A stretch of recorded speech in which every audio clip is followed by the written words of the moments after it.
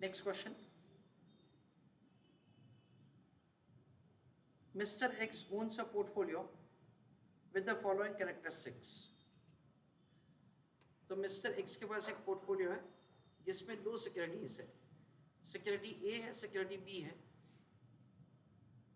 Factor 1 and factor 2 ऐसा करके दो फैक्टर का सेंसिटिविटी दे रखा है। सेंसिटिविटी का मतलब क्या होता है? बीटा। यानी हमको systematic risk factor 1, systematic risk factor 2 ऐसा दो सिस्टमैटिक रिस्क फैक्टर दे रखा है। सिक्योरिटी ए, सिक्योरिटी बी, दोनों सिस्टमैटिक रिस्क फैक्टर का बीटा दे रखा है। आरएफ ऑफ कोर्स उसका बीटा 0 होगा। एक्सपेक्टेड रिटर्न दे रखा है 15, 20 और 10। It is assumed that security returns are generated by two factor model. यानी ये लोग ऐसा कहना चाहते हैं कि ये जो एक्सपेक्टेड रिटर्न है वो दोनों सिस्टमैटिक रिस्क को ध्यान में लेके दिया हुआ है आपको। We have been provided with 3 questions. I want you to tell me answer of the first question. First question का आंसर आप लोग चैट बॉक्स में लिखिए।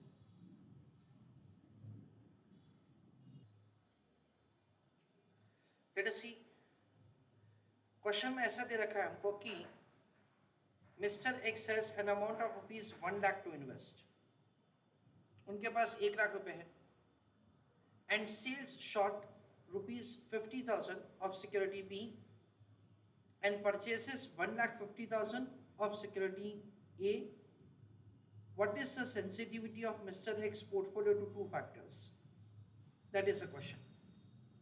We always know that the beta of the portfolio is calculated using the simple weighted average method. So over here we understand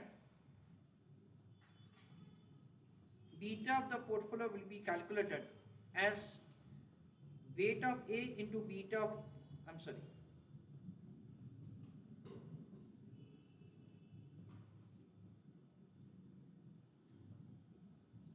weight of A into beta of A plus weight of B into beta of B, ऐसा किया जाएगा। यानी individual security का weight multiplying with individual security का beta. That is the way we are required to compute the beta of the portfolio. Okay. We'll do it for both the factors, factor 1 and factor 2. जैसे कि factor 1 का beta हमको दे रखा है 0.8 और यहाँ पे दे रखा है 1.5. So this is 0.8 and this is 1.5. Second factor का दे रखा है 0.6 and 1.2. So this is 0.6 and this is 1.2. That is the way weight into beta ऐसा किया जाएगा। नाउ इंडिविजुअल वेट क्या होगा वो अभी हमको यहाँ पे समझने का है। As far as weight is concern उसके लिए हम लोग ऐसा समझ सकते हैं, weight is calculated as amount of investment divided by amount held.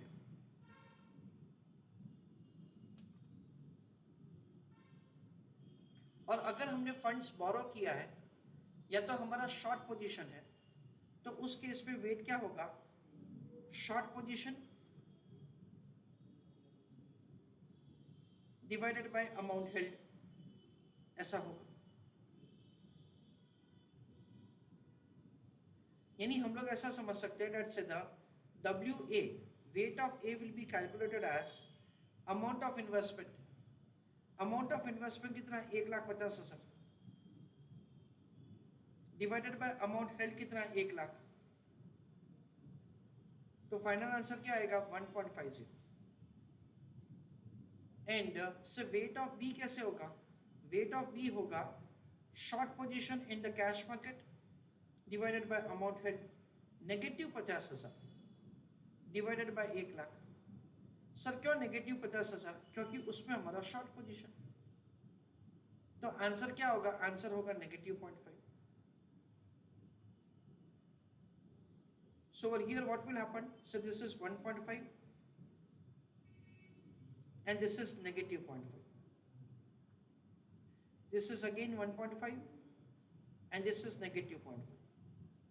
देखो ये नेगेटिव वेट क्या बताता है कि ये सिक्योरिटी का जब पॉजिटिव रिटर्न होगा तो हमारे लिए नेगेटिव रिटर्न होगा, और ये सिक्योरिटी का जब नेगेटिव रिटर्न होगा हमारे लिए पॉजिटिव होगा. We understand that say once we are having such a short position, then in that case price गिरेगा तो हमको फायदा होगा और प्राइस बढ़ेगा तो हमको लॉस होगा. So let us answer the question. Weight और उसके बाद beta. So 1.5 into 0.8 is 1.2. Minus क्या करेंगे 0.75.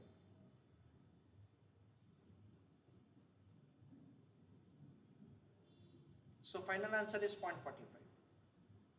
और दूसरे फैक्टर के लिए क्या होगा 0.90 minus 0.60. So it is 0.30. Return for first factor and second factor. Along with that, say the weight.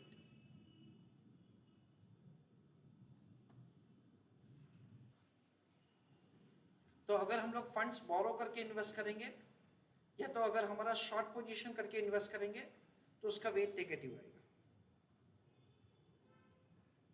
चलो सेकंड क्वेश्चन का answer I want you to write in the chat box. Second question का answer. Let us have understanding how to do answer for the second question. For that, say we have to read language of the question carefully. Mr. X borrows an amount of rupees 1 lakh. In absence of information, we will always assume that the borrowing is at a risk-free rate of return. Okay, they have provided at a risk-free rate of return. अगर ये clarification नहीं दे रखा होता तो भी हमको ऐसा assume करना है. And invest the amount he borrows along with the original amount of 1 lakh. यानी उनके पास कितना 1 लाख है, उन्होंने 1 लाख बोरो किया तो टोटल 2 लाख रुपए हो गए. In security A and B in the same proportion as described in part 1.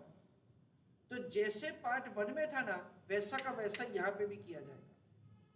Okay चलो पार्ट 1 का पहले हम लोग लिखते हैं. देखो ए और बी. पार्ट 1 में क्या था, this was 1.5 and this was negative 0.5. तो उसका डिफरेंस क्या आएगा, उसका डिफरेंस आएगा 1.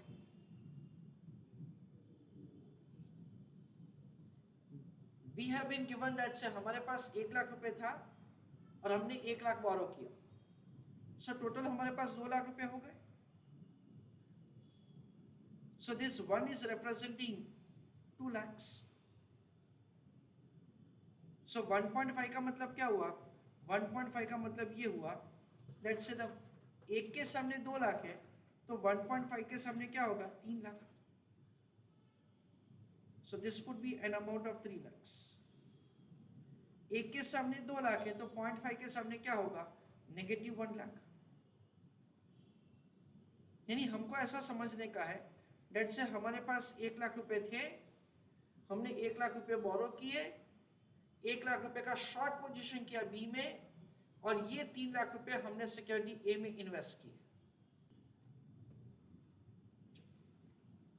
Late us have understanding that's how to make calculation further. तो ऐसा करके हमको इन्वेस्टमेंट करने का है. तो working note for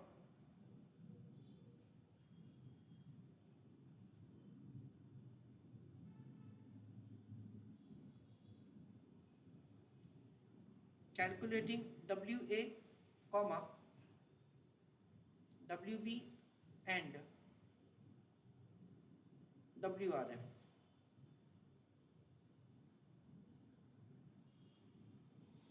WA is equal to amount of investment divided by amount held. Amount of investment है 3 लाख और अमाउंट हेल्ड है 1 lakh.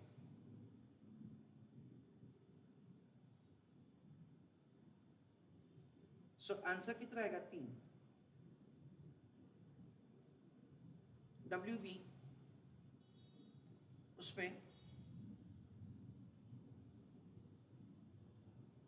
Short position in cash market,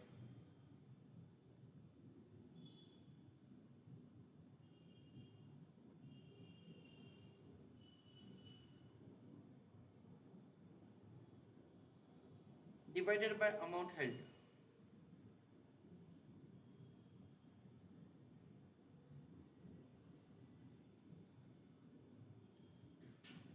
Short position in cash market is negative 1 lakh.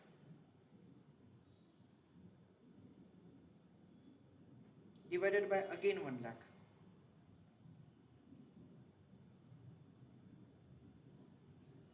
So it is negative 1. Last में weight of RF.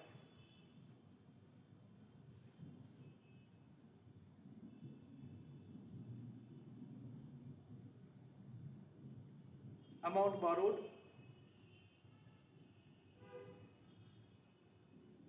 divided by amount held.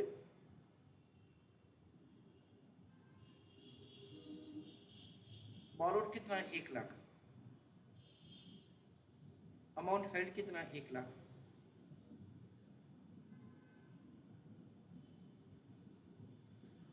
So the answer is 1। और फिर last में हम लोग beta of the portfolio करेंगे, weight of A into beta of A, weight of B into beta of B, weight of RF into beta of RF.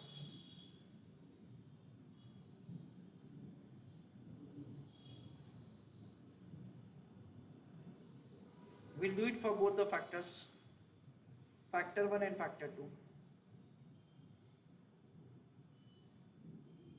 As far as factor 1 is concerned, weight of A is 3 into beta of A is 0.8.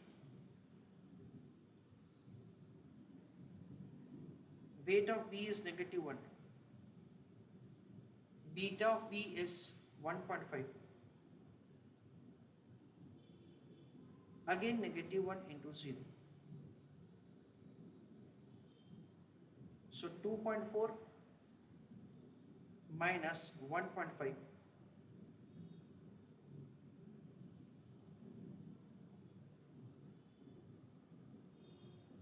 That comes to 0.9.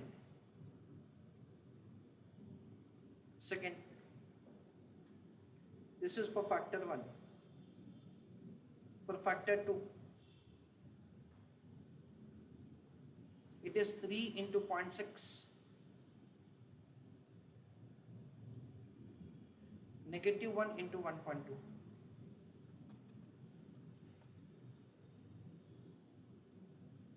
Negative 1 into 0.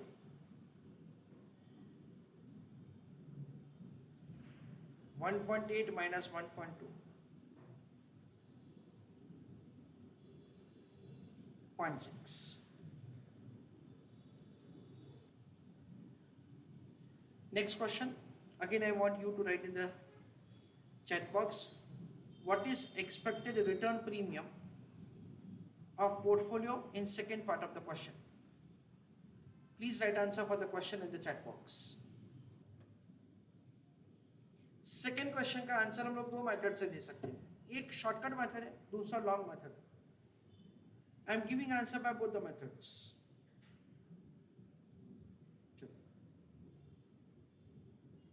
Write down answer the third question. In that, write down working note number 1. Calculation of required rate of return. सबसे पहले हम लोग required rate of return का calculation करेंगे. कैसे करेंगे sir? RF plus beta into risk premium plus beta into risk premium. RF कितना दे रखा क्वेश्चन में? 10. अच्छा, पहले फैक्टर का ओवरऑल बीटा कितना है? 0.9. इंटू रिस्क प्रीमियम कितना है, रिस्क प्रीमियम है, अच्छा रिस्क प्रीमियम फाइंड करना पड़ेगा, आई एम सॉरी, हम लोग पहले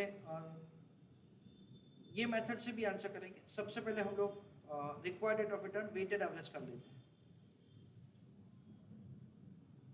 इन that weight of A into return of A plus weight of B into return of B plus weight of RF into return of RF। weight of A कितना है, 3 है, A का return कितना है, 15 है, B का वेट -1 है, B का रिटर्न कितना है, 20 है, RF का वेट -1 है, it is 10, so 45 minus 20 minus 10, तो क्या आ जाएगा, ओवरऑल 15 आ जाएगा। तो ये सबसे पहले हमने required rate of return find किया, पर क्वेश्चन में हमको रिस्क प्रीमियम पूछा है, so risk premium of portfolio, it is required rate of return minus RF, so 15 minus 10 यानी कि 5। This is the simple way by which you can do answer. Now the same question can be done with an alternative method, and the alternative method works like this। उसके लिए जो अभी मैं formula लिखा था गलती से, वो फॉर्मूला यूज करना पड़ेगा। डोंट राइट एनीथिंग, हम लोग ऐसा समझ सकते हैं कि required rate of return is equal to RF plus beta into risk premium plus beta into risk premium. जैसे कि RF कितना 10 है, बीटा हमने ऑलरेडी फाइंड करके रखा है, 0.9 है, 0.6 है,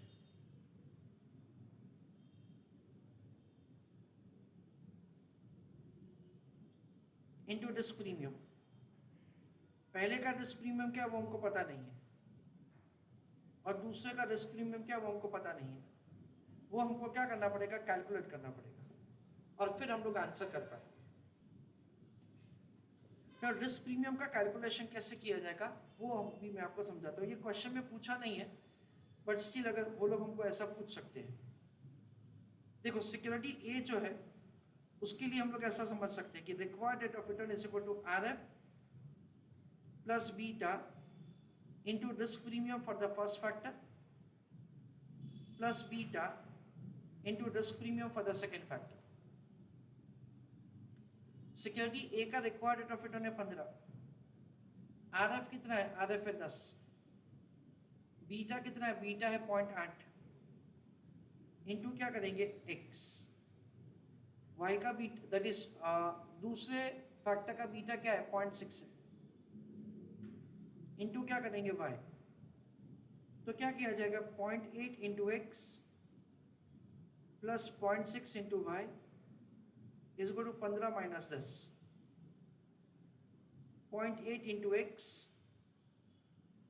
0.6 into y is equal to 5। देखो दो वेरिएबल है और एक ही इक्वेशन, इसलिए सॉल्व बिल्कुल ही नहीं हो पाएगा, इसलिए इक्वेशन नंबर 1 ऐसा नाम देना पड़ेगा इसको। दूसरा इक्वेशन फॉर्म करेंगे सिक्योरिटी बी से, जिसके लिए हम लोग ऐसा समझ सकते हैं, again required rate of return is equal to RF plus beta into risk premium for the first factor, beta into risk premium for the second factor। required rate of return कितना है 20, RF कितना है 10, beta कितना है, beta है 1.5 into x, दूसरे का beta कितना है 1.2 इंटू y।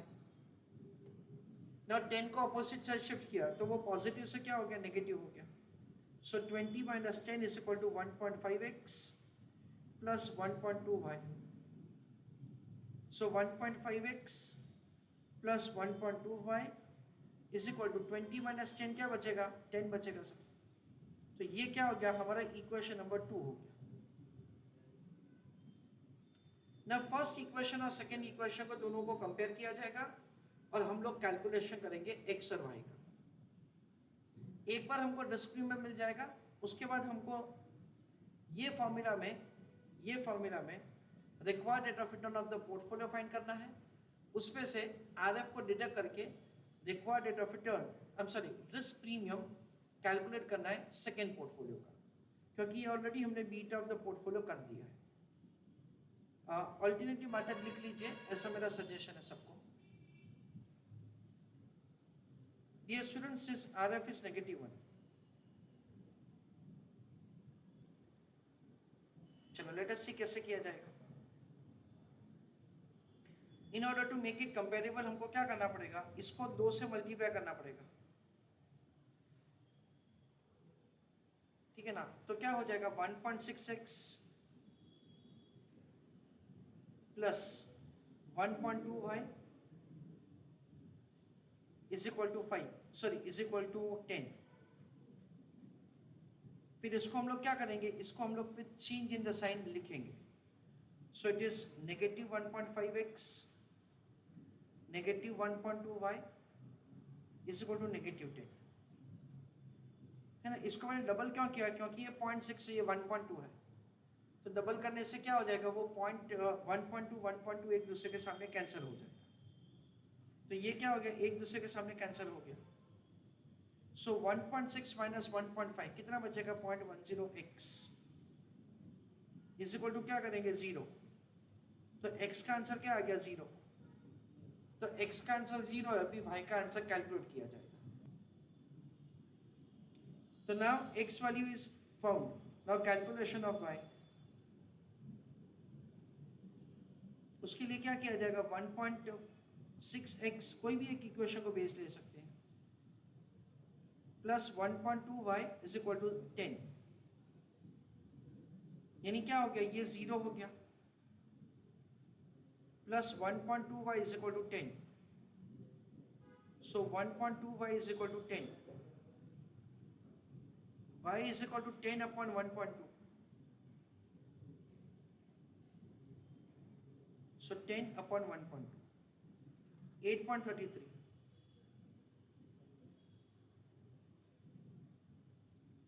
So y का वैल्यू कितना आ जाएगा, 8.33 आ जाएगा। Okay, once you compute the value of the y, उसके बाद आंसर बहुत आसान है। This is 0, this is 8.33। So 10 plus 0 plus